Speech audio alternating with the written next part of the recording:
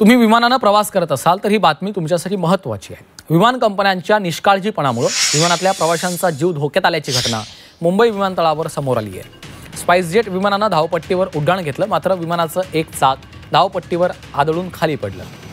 विमानाचं चाक खाली पडल्याचं लक्षात येताच पुन्हा स्पाइसजेटचं विमान परत बोलावण्यात आलं आणि विमानाचं लँडिंग करण्यात आलं। मात्र जेव्हा विमानाचं लँडिंग झालं तेव्हा एक चाक नसल्याचं दिसतंय, त्यामुळे विमानाच्या एका बाजूला एकच चाक होतं आणि एका चाकावरच विमानाचं लँडिंग इमर्जन्सी लँडिंग करावं लागलेलं आहे। सुदैवानं मोठी दुर्घटना टळलेली आहे। विमानाचं सुरक्षित लँडिंग करण्यात आलेलं आहे। त्यानंतर प्रवाशांना देखील सुखरूपरित्या विमानामधून बाहेर काढण्यात आलं।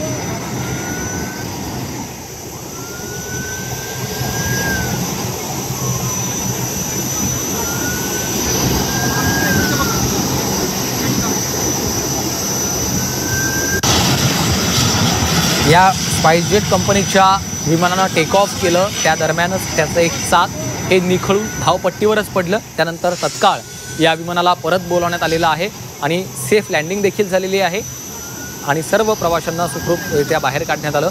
मोठी दुर्घटना या निमित्तानं टळलेली आहे। तर ही दोन दृश्य महत्त्वाची आपण पाहतोय। टेक ऑफ करतानाच त्या विमानाचं एक चाक निखळून पडलं होतं तेव्हाची दृश्य आहे, तर दुसरी दृश्य आहेत ज्यामध्ये इमर्जन्सी लँडिंग करावं लागलेलं आहे।